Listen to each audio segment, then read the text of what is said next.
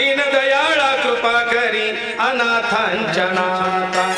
हे अनाथांचा नाथ आहे देवा. ही पश्चातापाची घडी आहे, पण मला प्रायश्चित्त मिळेल का? कामंद आता पुण्य करू पाहतोय. बघा काय म्हणतात ते, खाऊन पिऊन भागला.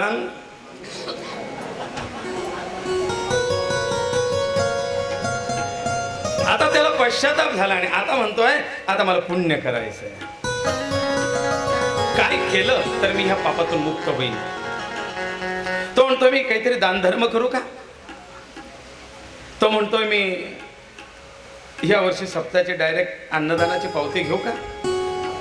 पुरं नारळ माझ्याकडे. तो म्हणतोय मी कुठेतरी दिंडीला भोजन देऊ. तो म्हणतोय मला काहीतरी यज्ञयाग करायचा.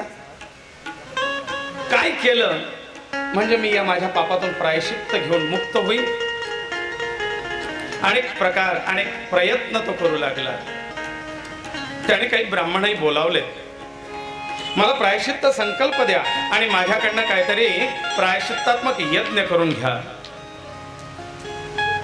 ब्राह्मणाने हात जोडलेत आणि सांगितलंय की कामंदा, तुझं पूर्व आयुष्य पाहता तुझी सगळी पाप कमाई आहे आणि म्हणून या पाप कमाईचं दान आम्ही घेऊ शकत नाही. तुझं दान आम्ही स्वीकारणार नाही. नकार दिलाय त्या ठिकाणी आणि माझं दानही कोणी घ्यायला तयार नाही. बघा सत्कर्मी असेल तर त्याचं घ्यायला हरकत नाही, पण पाप करता प्रायश्चित्त म्हणून जर होत असेल तर त्या प्रायश्चित्ताचा भाग होणं हे पापाचा भागीदारी होणं. म्हणून ब्राह्मणाने नकार दिला, राजा तुझी ही संपत्ती पापाची आहे आणि तू तुझं पाप आम्हाला देऊ पाहतोय. तू म्हणतोय माझ्या पापाचा प्रायश्चित्त संकल्प करा आणि मला याच्यातून मुक्त करा. त्या संकल्पातून मुक्त होणे म्हणजे त्याचा प्रतिग्रह करणे, यजन करणे आणि याजन, अध्ययन आणि अध्यापन, प्रतिग्रह आणि दान, षटकर्मे ही विद्वदांची. विद्वानांची ही 6 षटकर्म आहेत. नित्य यजन करणे आणि करवून घेणे, अध्ययन करणे आणि म्हणजे शिकणे आणि शिकवणे, आणि तिसरं आहे दान घेणे आणि दान देणे. पण राजा योग्य व्यक्तीचं घ्यावं ही आम्हाला गुरु आज्ञा आहे. मी तुझं दान घेऊ शकत नाही. राजाने आता विचार केला की कोणी साधू संत सत्पुरुष ब्राह्मण हे माझं दान सुद्धा घ्यायला तयार नाहीत. अरे बाबा तूच तर आधी आम्हाला लुबाडलं. तू आधी आमच्या गळ्यावर चाकू ठेवून ठेवून आमचं घेऊन घेतलंस आणि आता म्हणतो आम्हाला तुम्हाला काहीतरी द्यायचंय. नको. मग राजा म्हणतो आता मी पुण्यकर्म म्हणून काय करावं. कोणीतरी एकाने सल्ला दिला राजाला, राजा हा कामंद पूर्वजन्मीचा. म्हणले कामंदा एक काम कर, आपल्या गावाच्या बाहेर ना एक देऊळ पडकं आहे, त्या देवळाला दान कर. दान कर म्हणजे काय, त्याची काही ट्रस्ट थोडी होती. आणि ट्रस्ट असून आहे ना, आता एक ट्रस्टचा घोटाळा बाहेर निघतोय.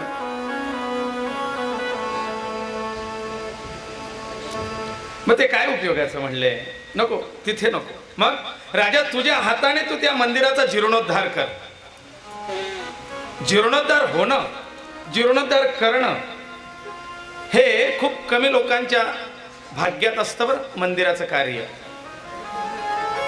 राजाला ती संकल्पना आवडली. राजा त्या मंदिरात नित्य लोक दर्शनाला जातात, भग्नावस्था आहे, त्या मंदिराचं जरा काहीतरी उदय कर, तुझी संपत्ती तिथे प्रेरित कर. राजाने त्या मंदिरात जाऊन पाहिलं, ते देऊळ होतं गणपती बाप्पाचं. आणि ह्या गणपती बाप्पाच्या सगळ्या देवळाचा चेहरा मोहरा बदलवून टाकला राजाने, कामंदाने. मंदिर सुंदर झालं, भव्य झालं, दिव्य झालं. आणि अशा या सुंदर भव्य आणि दिव्य अशा देवळाचा लोकार्पण सोहळा सुद्धा केला. बघा, मंदिर असून ते फक्त माझं आहे, मग त्या ठिकाणी काही बंधनं येतात. मंदिर बांधणाऱ्याने ते लोकार्पण करण्याचा विधी असतो शेवटी, की जो कर्ता आहे त्या कर्त्याला कर्तेपणाचा अहंकार नसावा म्हणून शिखरा प्रतिष्ठेच्या वेळेला, शिखर प्रतिष्ठा कळस बसवला जातो त्या वेळेला एक झोळी घेऊन सगळ्यांकडनं फिरवली जाते आणि त्या झोळीत सगळ्यांकडनं काहीतरी मदत दान दक्षिणा घेतली जाते आणि मग त्या दक्षिणेतून ते शिखर कळस आणला जातो आणि ते त्या ठिकाणी बसवलं जातं. म्हणजे हे मी केलंय, तो अहंकरोतीचा अहंकार हा, याला जागा नाही. आणि मग सगळ्यात शेवटी यजमानाने त्या हातात पाणी घेऊन संकल्प करायचा असतो की या मंदिराचा जो काही जीर्णोद्धार किंवा मंदिराची उभारणी मी केलेली आहे, हे आजपासून माझं मंदिर नाही, या मंदिरावरती सगळ्या जनतेचा आणि भगवत भक्तांचा अधिकार आहे, हे त्यांच्याकरता मी अर्पण करतोय असं म्हणून इदं न मम ही भावना त्या ठिकाणी व्यक्त करायची असते आणि त्याला लोकार्पण करायचं असतं. राजाने त्या देवळाचं लोकार्पण केलंय. बघा, आपली इच्छा असली तरी अशा काही कार्यात आपले कर्म आड येतात. राजाला दान धर्मामध्ये त्याची कर्म, त्याची पूर्व पाप आड येत होते. याला गणेश पुराणात म्हटलेलं आहे, याजनात ध्यायनात यौनात संबंधात भाषणादपि परम संचरते पापम सहयाना सनाशनात. सहयाना सनाशनात ही पाप इथे आडवी येतात आपण केलेली. कुठे? या जनात तुम्ही यज्ञ याग पूजा अर्चा काही ठरवताय पण ते होत नाही, वारंवार ठरवून सुद्धा ते कार्य पूर्ण होत नाही. समजा आपले कुठेतरी पूर्व कर्म दुष्कृत्य त्या कार्यात आडवी येत आहे. अध्यापनात अध्ययन आणि अध्यापन, शिकणे आणि शिकवणे याच्यात तर काहीतरी विघ्न वारंवार येत असतील तर समजा कुठेतरी आपले कर्म आडवी येत आहेत आणि त्याच्यात संकट येत आहे. यौनात संसारात वारंवार संकट येणं म्हणजे समजा आपले पूर्व कर्म कुठेतरी सांसारिक सुखाला आडवी येत आहे. संबंधात कुठेतरी काही चांगल्या लोकांचा संबंध आणि संपर्क घडून येण्यात वारंवार अडचणी येत आहेत आणि आपली चांगली लोक आपल्यापासून दुरावायला लागली, दूर होत आहेत, वैमनस्य वाढताय, विरोध वाढताय, स्नेह कमी होतोय. समजावं आपले कुठले तरी पापकृत्य याच्यामध्ये आडवी येत आहे. भाषणादपि भाषणात बोलण्यात सुद्धा इच्छा नसताना चुकीचं बोललं जात आहे आणि त्याचा चुकीचा दुराग्रह होतोय. समजा कुठेतरी आपले पूर्वकृत्य परम संचरते पापम सहयाना सनाशनात. सहयान वाहनात प्रवासात जर काही मोठे विघ्न येत असतील तर समजा कोणाचं तरी काहीतरी पापकृत्य त्या प्रवासात विघ्न आणतंय. इथे राजाने त्या कामंदाने जीर्णोद्धार केला, लोकार्पण केलंय आणि मग त्याच गणपती बाप्पाची सेवा उपासना करता करता या कामंदाला मृत्यू आला. यमदूत आले, जीवात्मा खेचून नेला आणि मग मारती झोडती मारत झोडत तोडत कापत ठोकत असा नेलाय त्याला. आणि तिथेही काही यमयातना सुटल्या नाही. ह्या कुंडातून त्या कुंडात, त्या कुंडातून त्या कुंडात सगळं फिरवून फरवून यमराजाच्या समोर जेव्हा उभं केलं गेलंय त्यावेळेला यमराजाने विचारलंय, कामंदा आता तुझ्या पाप कर्माची फळं भोगायची की पुण्य कर्माची? कामंदाने सांगितलं, महाराज पाप फळं फार भोगलीत, आता थोडं पुण्यकर्म भोगू दे आणि मग पुन्हा पापकर्म भोगीन, आधी पुण्याची फळं. ठीक आहे कामंदा, तू एका मंदिराचा जीर्णोद्धार केलायस, या पुण्याईच्या प्रभावाने तुला राजाचा जन्म देतो. जा, राज ऐश्वर्य भोग. आणि तो कामंद आता सोमकांत नावाचा राजा होऊन इथे अवतरलाय. राजा, तो कामंद तू आहेस. आणि तुझे राज ऐश्वर्य भोगलं ना, ही तुझी त्या मंदिराच्या जीर्णोद्धाराची पुण्याई आहे. पण ती तेच भोगा कर्म झाले, तेच भोगा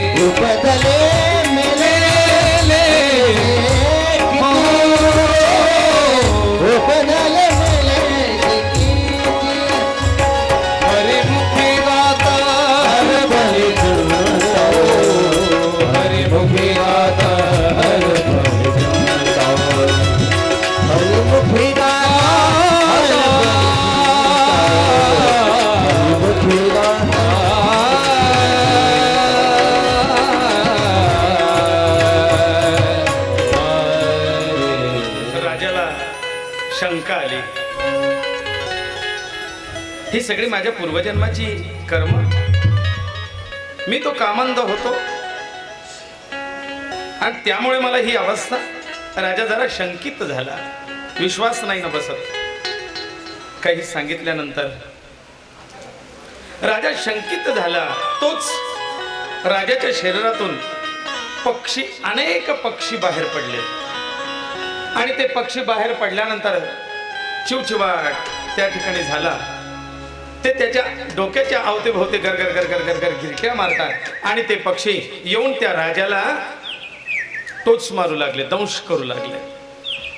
राजा त्या पीडेने व्याकुळ झाला, विव्हळ झाला. आधीच त्याच्या शरीराला जखमा आहे आणि त्यात त्या पक्ष्यांचा मारा. राजा विव्हळला. राजा म्हणतो, गुरु महाराज, हे काय? हे पक्षी कुठून आलेत आणि हे मला का दंश करतायत? महाराज, तुमच्या आश्रमात तर हिंस पशु सुद्धा, ते हिंस्र पशु सुद्धा मायेने फिरतात आणि हे पक्षी मलाच का दंश करतायत? त्यावेळेला भृगु ऋषींनी जरा रागवून सोमकांताला सांगितलंय, राजा, ही पक्षी म्हणजे दुसरे तिसरे काही नाही, तुझ्या आतल्या विचारांचा काहूर आहे. ही अनेक शंका, कुशंका, प्रश्न या स्वरूपातले पक्षी आणि ह्याच आपण घेतलेल्या शंका, अविश्वास, अश्रद्धा रूपी पक्षी हे तुलाच दंश करतायत, म्हणजे तुलाच आतून पोखरतायत, खातायत. राजा, तुझा माझ्यावरती विश्वास नाही ना? राजा म्हणतोय, महाराज क्षमा करा, खरोखर माझ्या मनामध्ये तुमच्याविषयी थोडी शंका आली, संशय आला की खरंच हे असं सत्य असेल का, म्हणून राजा हे तुला दंश करतायत. गुरु महाराज क्षमा करा, माझी चूक झाली, मी तुमच्यावरती शंका घेतली. अरे राजा, एका क्षणात मी हे दूर करू शकतोय, पण तुझ्या मनात संशय तोपर्यंत नाही. मी आता शरण आलोय. नष्टो मोह स्मृतिर्लब्ध्वा. झाली संध्या. संदेह माझा गेला. आता नाहीये मला काही शंका. मला सोडवा याच्यातून. आणि ऋषींनी हुम असा उच्चार केल्याबरोबर ते पक्षींचं दृश्य ते अदृश्य झालं. पक्षी नष्ट झालेत, अदृश्य झाले. राजाने हात जोडलेत. महाराज याच्यावरती काही उपाय? म्हणले हो सांगतो ना. ज्या गणेश कुंडावरती स्नान केल्याने तुझे अर्धे दुःख दूर झालेत, त्याच गणेशाची उपासना तुला या व्याधीतून मुक्त करेन. आणि म्हणून भृगु ऋषी राजा सोमकांताला व्याधीमुक्त होण्याकरता जी उपासना देत आहेत ती उपासना काय ती आपण ऐकू. च्या पूर्वी एक भगवंताचं नामस्मरण करू आणि त्या उपासनेकडे वळूया.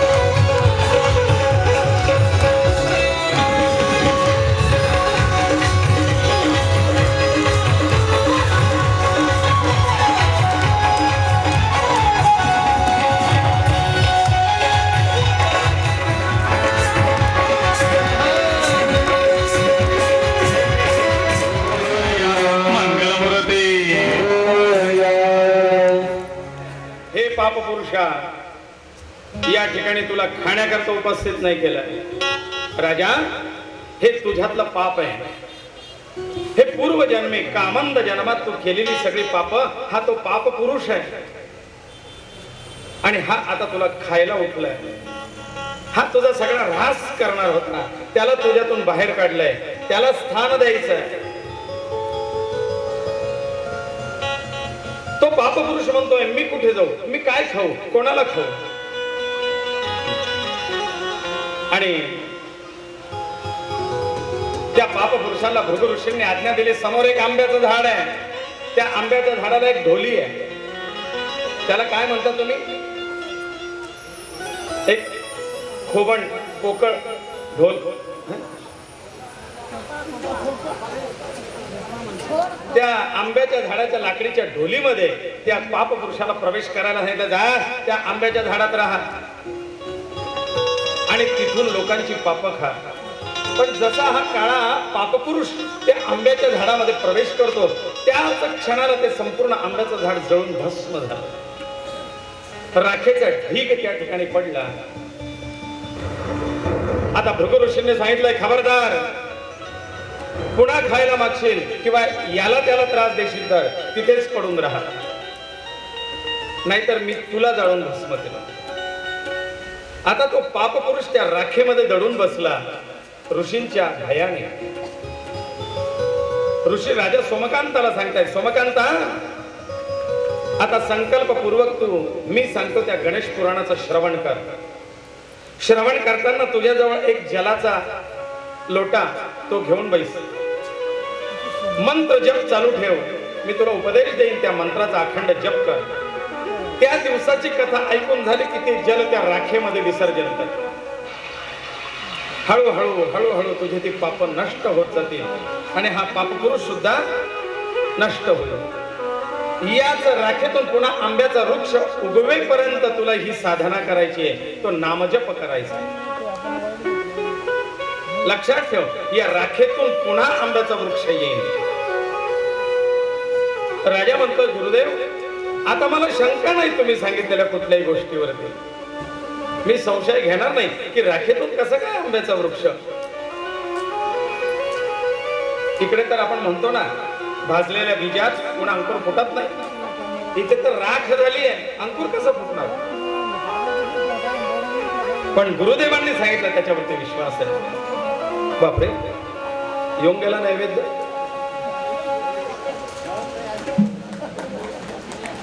आणि राजाला गणेश पुराण ऐकवायला सुरुवात केली. राजा, संकल्पात सिद्धिर्जायते, संकल्पाने सिद्धी प्राप्त होईल. तुला आणि मलाच नाही, भ्रांती पडली होती ती वेद व्यासांना. पुराण लिहिताना कशी सुरुवात करावी, जशी चांगदेवांना सुरुवात काय करावी हे सुचलत नव्हतं, तशी वेद व्यासांना सुद्धा तीच भ्रांती झाली होती. या देवी सर्व भूतेषु भ्रांती रूपेण संस्थिता. माणसाला भ्रांत पडते, जवळ असलेलं सापडत नाही. चष्मा डोक्यावर आणि इकडे तिकडे शोधतो. फोनवरतीच बोलत असतो आणि म्हणतो, अरे दादा फोन कुठे गेला, तू त्याच्याच वरती बोलतोय. ही भ्रांती रूपेण संस्थिता. राजा, एकदा वेद व्यासांना ही भ्रांत झाली होती आणि ते ब्रह्मदेवाकडे गेलेत आणि ब्रह्मदेवांना सांगितलंय, महाराज, मला लिखाण करायचं या पुराणांचं, पण समजत नाही काय करावं, कशी सुरुवात करावी, मला काहीतरी मार्ग सांगा. त्यावेळेला ब्रह्मदेव सांगतात की व्यासा, लिहिण्याच्या आधी श्री गणेशा केला नाही. अरे, आजची शिक्षण पद्धती ऱ्हासाला त्याच्याचमुळे जातीये. मॅकॅलन शिक्षण पद्धती. कारण पूर्वी विद्यारंभ करताना त्या पाठीवरती श्री गणेशा गिरवला जायचा, एक सरस्वती काढली जायची आणि तिचं पूजन करून शिक्षणाचा आरंभ व्हायचा. ते कुठे राहिलंय आजकाल. राजा पूर्वी या शिक्षण पद्धतीमध्ये ग गणपतीचा होता, आता ग गवताचा झाला, म्हणून ही गाढव शाळेत.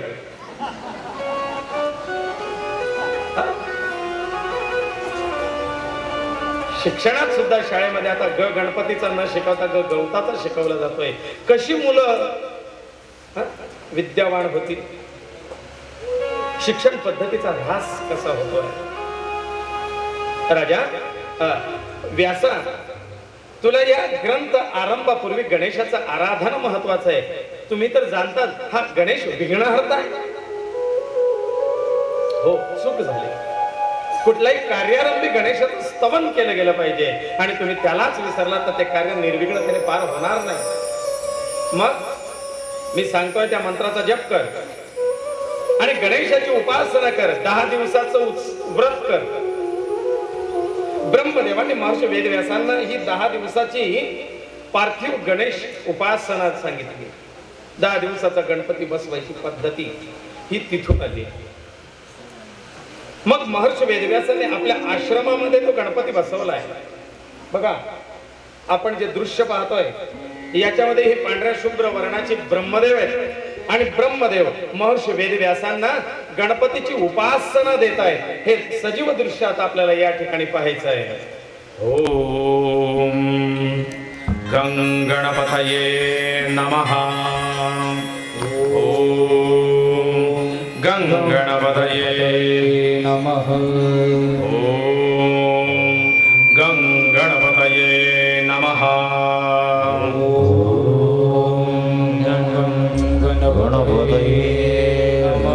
ओम गजानन नमो नमः. श्री गजानन नमो नमः.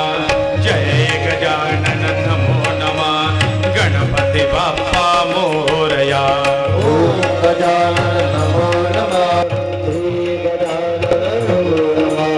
जय गजानन नमो नमः. गणपती बाप्पा मोरया. ओम गजानन नमो नमः. श्री गजानन नमो नमः. जय गजानन नमो नमः.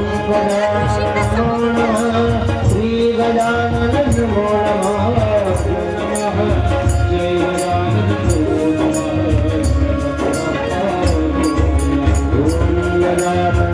श्री गजानन नमो नमः. जय गजानन नमो नमः.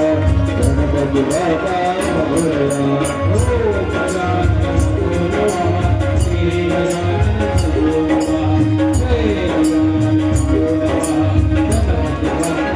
नमो नमः. श्री गजानन नमो नमः. जय गजानन नमो नमः. गणपति बाप्पा मोरया. ओंकाराचं महत्व आणि ओंकाराचं रहस्य महर्षी वेदव्यासांना सांगून महर्षी वेदव्यासांना 10 दिवसाची ही पार्थिव गणेश उपासना दिली जाते आणि 10 दिवस महर्षी वेदव्यास दृढतेने या पार्थिव मातीच्या गणपतीची पूजा करतात. शेवटच्या दिवशी गणपती बाप्पा प्रकट होऊन पुण्यकथा अमृतवाणी संस्कृत भाषा नैव क्लिष्ठा न च कठिना. नैव क्लिष्ठा न च कठिना. क्लिष्ट नाही, कठीण नाही. सगळ्या प्रश्नांची उत्तर त्या महाभारतात महाकाव्यात आहे आणि ते महाकाव्य म्हणून प्रसिद्ध झालं, जे स्वयं गणेशाने सिद्ध हस्ताने लिहिलंय. असे ते गणेशाची कृपा महर्षी वेदव्यासांवरती होते आणि या ठिकाणी महर्षी वेदव्यासांकडनं 18 पुराणांची रचना परिपूर्ण करून घेतली जाते. गणपती बाप्पा मंगलमूर्ती मोरया. ब्रह्मदेव महर्षी वेदव्यासांना सांगतायत, व्यासा ही खंत तुझीच नाही. अरे मला सुद्धा सृष्टी सृजनाच्या वेळेला अशीच भ्रांती पडली होती. कशी सुरुवात करावी, कुठून सुरुवात करावी, काय करावं, या सगळ्या गोष्टीची चिंता लागलेली असताना मला सुद्धा या गणेश उपासना आणि गणेश महामंत्र याचा जप मी केला आणि मग हे कार्य, सृष्टी सृजनाचं कार्य निर्विघ्नतेने पार पडलं. या गणेशाला देवाधिकांनी वंदलाय, पूजिलाय. भृगु ऋषींना सोमकांत सांगतायत, गुरुदेव कोणी कोणी पूजा केली आहे गणेशाची? म्हणजे ब्रह्मदेवांनी सृष्टी सृजनाच्या आधी हाच ओंकार प्रधान रूप गणेशाचे, त्या ओंकार स्वरूपी गणेशाचं स्तवन करून मग सृष्टी सृजनाला आरंभ केला. म्हणले विष्णू हो, ज्या वेळेला ही सृष्टी निर्माण होत होती त्या वेळेला ब्रह्मदेव त्यांचं कार्य करताय असा विचार करून भगवान महाविष्णू जरा विश्रांती घेतायत. आता तोच कालावधी चाललाय ना देवाच्या विश्रांतीचा. आणि भगवान महाविष्णू विश्रांती घेत असताना ब्रह्मदेवांनी इकडे 4 खाणी निर्माण केल्यात. स्वेदज, अंडज, उद्बीज आणि जारज. जारेतून जन्माला येणारे जीव म्हणजे आईच्या उदरी. स्वेदज दमट वातावरणात किंवा घामातून किंवा शरीरातून बाहेर पडणाऱ्या द्रवातून जन्म घेणारे जीव. अंडज अंड्यातून जन्म घेणारे जीव. आणि उद्बीज बीजातून जन्म घेणारे जीव. आणि ही सृष्टी सुरुवात झाली आणि नेमका परिणाम असा झाला, कारण या सृष्टी निर्मितीला या 5ही शक्ती कार्य करतात. आपण देवी भागवतात जसं ऐकलं, गणपती ही ज्ञान शक्ती आहे, गणेश हे ज्ञान तत्व आहे, ज्ञान शक्ती. ओंकार देवी ही योग शक्ती आहे. ऐंकार आदित्य म्हणजे भगवान सूर्यनारायण ही तेजोमय शक्ती आहे, प्रकाश. ब्रह्मा ही क्रिया शक्ती आहे, क्रिएटिव्ह, क्रिएशन, जनरेटर, उत्पत्ती. विष्णू ही धारणा शक्ती आहे, सगळ्यांना धारण करण्याची शक्ती विष्णू, म्हणून पालकत्व दिलेलं आहे, स्थिती. आणि शिव ही संहारक शक्ती आहे, लय, संहार, ऱ्हास. आणि म्हणून ह्या षड शक्ती त्या ठिकाणी कार्य करतात. त्यातली ही गणेश शक्ती, ज्ञान शक्ती, योग शक्ती, क्रिया शक्ती, धारणा शक्ती, तेज शक्ती, या सगळ्या शक्ती एकवटल्यात की मग सृष्टी सृजन होत आहे. या सृष्टी सृजनाचा मूळ आधार, मूळ गाभा हा गणेश आहे. म गणेशातून या जगाची निर्मिती झाली, गणेशातून जग निर्माण झालं. म्हणून या गणेशाला जग, जग याला उलट केलं की काय होतं, याची दुसरी बाजू गज, तो हा गजानन. गजाननाला गजानन का म्हणतात? गजानन जे हत्तीचं शिर प्राप्त झालं म्हणून तो गजानन नव्हे. तर जग हे सगळं जग त्याचा आनंद आहे. हे जग ज्याच्यात समावलेलं आहे तो गजानन. गजाननाची अनेक रूप आपल्याला बघायची आहेत, गजाननाचे अनेक अवतार आपल्याला अभ्यासायचे आहेत. हा फक्त शिवपुत्र म्हणून गजानन मर्यादित नाही, हा काही आणखीन ठिकाणी जन्माला सुद्धा आलेला आहे बरं का. गणपती, गणपतीचे माता पिता म्हणजे शिव पार्वती एवढंच फक्त आपल्याला माहिती आहे. पण गणपतीचे आणखीनही वेगवेगळ्या अवतारात वेगवेगळे आई वडील गणपतीचे आहेत. तो हा गज आनंद. त्वं मूलाधार स्थितोऽसि नित्यम. अथर्व शीर्षात म्हटलंय तोच मूलाधार आहे, मूल आधार गज. वटस्य पत्रस्य पुटे शयानम.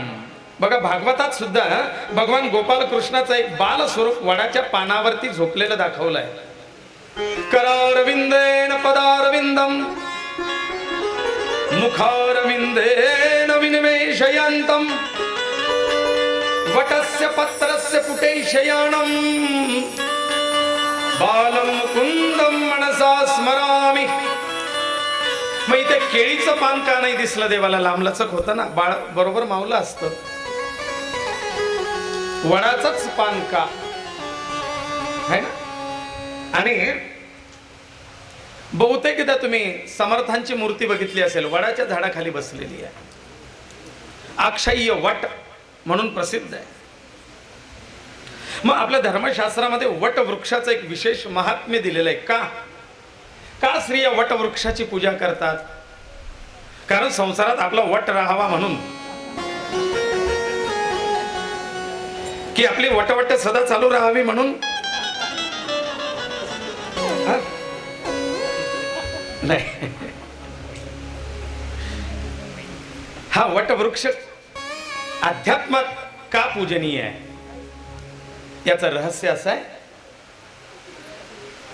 वटवृक्ष जसं वाढतो तसं त्याच्या पारंब्या उगवतात आणि हळूहळू त्या पारंब्या पुन्हा खाली मुळाकडे येतात आणि त्या जमिनीत रुजल्या की पुन्हा त्याच्यातून पुन्हा वटवृक्ष निर्माण होतो. हा वृक्ष कितीही वाढला, कितीही पसरला, तरी त्याला आपल्या मुळाशी पुन्हा एकरूप होता आलं पाहिजे.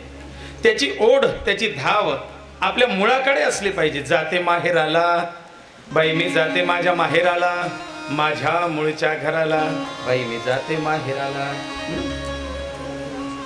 माझं मूळचं घर, त्या मुळाकडे, त्या आरंभाकडे, त्या उत्पत्तीकडे आपली पुन्हा धाव असली पाहिजे, हे तो वटवृक्ष सांगतोय.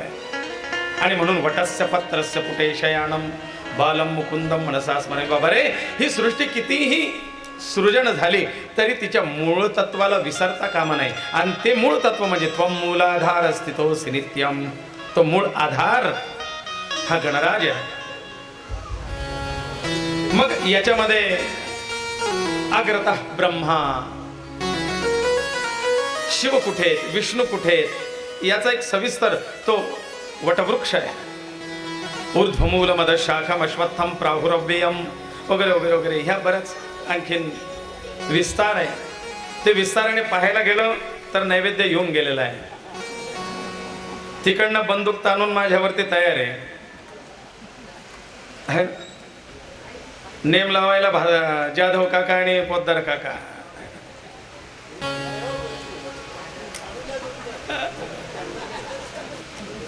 मग हा वटवृक्ष,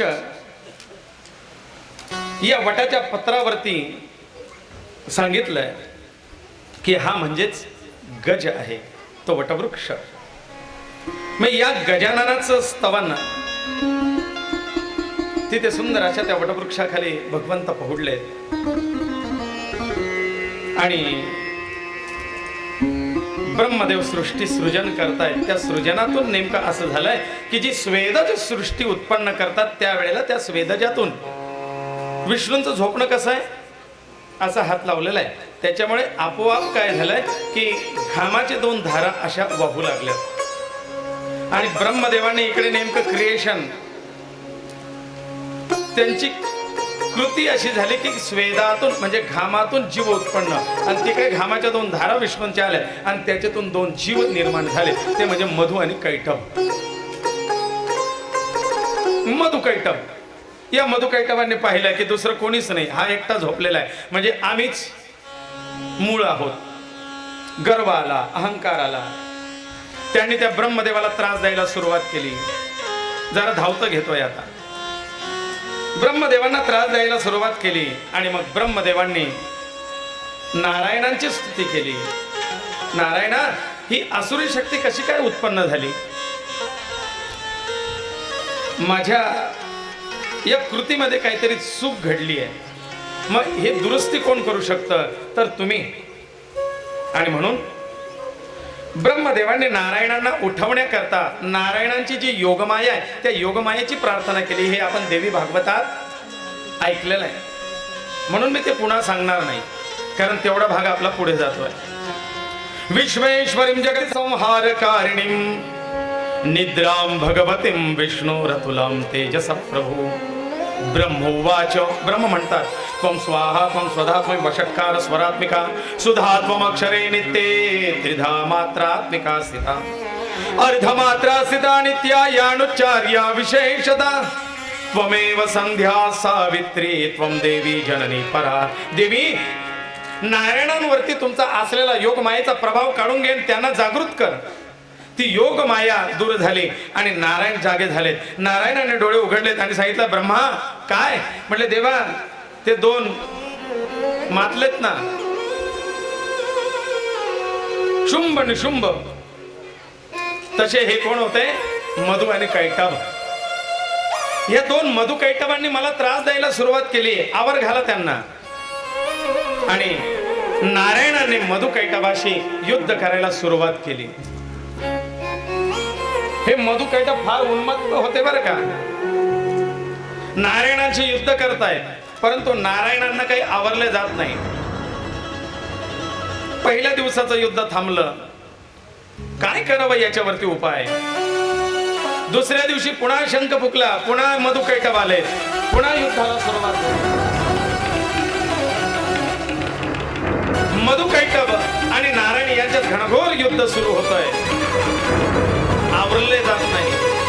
उन्मत्तपणाने ते विष्णूंशी भिडत आहेत. आणि शेवटी नारायणांच्या लक्षात आलंय की इथे कुठेतरी आपलं काहीतरी चुकतंय. यांना आवर घालण्याकरता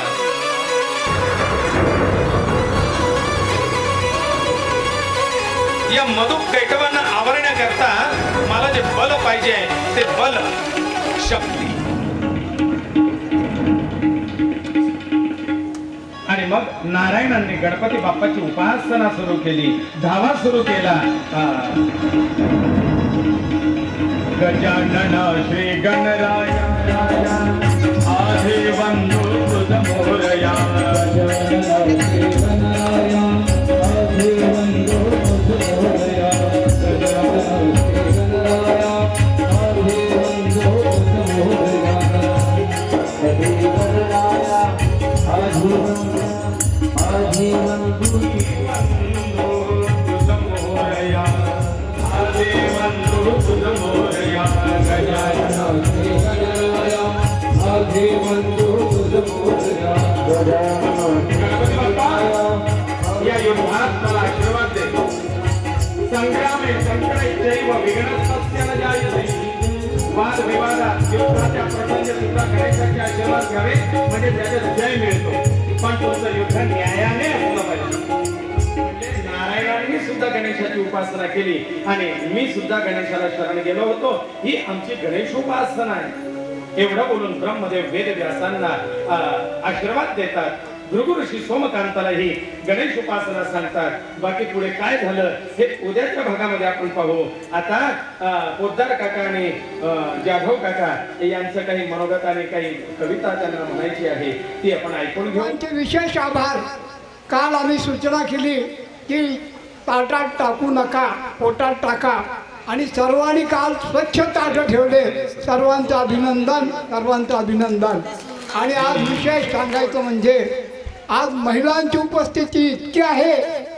पुरुषांना जागा नाही, पण महिलांच्या हृदयात पुरुषाला जागा आहे हे मी सांगेल नक्की. कारण कमलादेवीच्या हृदयात आमच्या अण्णाला जागा होती. शहनशहाने त्यांच्या पत्नीसाठी ताजमहाल बांधला, यमुना काठी ताजमहाल. आणि त्या ताजमहालमध्ये डोळ्यातलं पाणी पडतं तसं त्या कबरीवर पाणी पडतं. आमच्या अण्णासाहेबाने सुद्धा आमच्या कमलादेवीसाठी कळंदकश मंदिर बांधलं आणि त्या ठिकाणी त्यांच्यावर अभिषेक होत आहे. ते त्यांचं डोळ्यातलं पाणी आहे. आज मी जास्त बोलणार नाही कारण आज वेळ कमी आहे. आणि आज आपल्याला मातृबद्दल सांगायचं आहे की महिला ही फार मोठी शक्ती आहे. या गृहिणीमुळे आपल्या घराला घर पण येतं, माणसाला देव पण मिळतं. कारण पुरुषाला पतिदेव म्हणतात. मुलाबाळांना शहाणपण येतं, कुटुंबाला मोठेपण मिळतं. एका गृहिणीमुळे सारं काही घडतं. ती नसली की पुरुषांचं प्रत्येक ठिकाणी पाऊल अडतं, आणि ती असली की लवकर घराकडे पाऊल वळतं. पण ती नसल्यावरच तिचं महत्त्व कळतं. म्हणून आपण असताना महत्त्व द्या. पती-पत्नी नातं स्नेहाचं, पावित्र्याचं, मांगल्याचं, सौभाग्याचं नातं, रेशमी बंधनाचं, स्वर्गात जुळलेलं, पृथ्वी तलावर साकारलेलं, दोघांनी मनापासून स्वीकारलेलं, अविरत सहवासाचं, दृढ विश्वासाचं, मंगळसूत्रात गुंफलेलं, संसार रथाला झुंपलेलं, कुटुंब सेवेला वाहिलेलं आणि हळदी कुंकवानं लिहिलेलं असं पवित्र नातं या ठिकाणी जपलं महिलांनी. भारतीय नारी कुणावर भाळत नसते. भारतीय नारी कुणावर भाळत नसते, ती सर्वांना सांभाळत असते. जरी टी व्हीवरच्या मालिका एकमेकाला काही करतात, पण त्या तेवढ्या पुरत्या असतात, त्या पाहायच्या नाहीत आणि असा संवाद साधायचा, सुंदर कार्यक्रम करायचे. आज मी कविता म्हणणार नाही, पण ज्या दिवशी आज ताई गेल्या, अण्णाला सुद्धा भेट होऊ शकली नाही. नाशिकमध्ये झाले आणि अण्णांच्या 40 गावामध्ये होते. त्या दिवशीच आम्हाला एक गीत आठवलं आणि ते गीत मी लिहून काढलं. तर 5-7 दिवसाचा कार्यक्रम आहे, रोज एक गीत सादर होईल, पण मी गाणार नाही, कारण तो अधिकार या मातृभक्ताला आहे. तो त्यांनी 85 वर्षाच्या आईची सेवा केली, त्याला ते सुंदर गाणं म्हणता येतं. म्हणून मी आमच्या अरुण दादाला म्हणतो की एक गीत म्हणून दाखवा. कोणतं? देवा घरची आज्ञा झाली, मृत्यूची घंटा वाजली, आयुष्याची दोरी तुटली, आई आम्हाला सोडून गेली. आई आम्हाला सोडून गेली. घरची आज्ञा झाली, मृत्यूची घंटा वाजली, आयुष्याची दोरी तुटली, आई आम्हाला सोडून गेली, आई आम्हाला सोडून गेली. सौख्याचे घास संपले, आरोग्याचे श्वास थांबले, कष्टाचे ते आयुष्य सरले, इहलोकीना काही उरले. निरोप जगाचा घेऊन गेली, आई आम्हाला सोडून गेली, आई आम्हाला सोडून गेली. परत कधी ना ती येणार, परत कधी ना ती येणार, दर्शन तिचे ना कधी होणार, अशी आई कधी ना मिळणार. महत्व तिचे आता आता कळणार, अकस्मात ही सोडून गेली, आई आम्हाला सोडून गेली. मायेचा हा सागर आटला, मायेचा हा सागर आटला, आईचा ना पांग पिटला, हुंदक्याने कंठ दाटला, आश्रूंचाही बांध फुटला. हरिपाठ ती गाऊन गेली, हरिपाठ ती गाऊन गेली, आई आम्हाला सोडून गेली, आई आम्हाला सोडून गेली.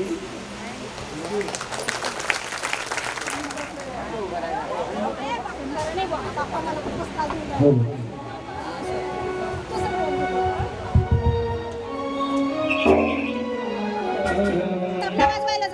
संसार भवं भवानी सहितं नमामि.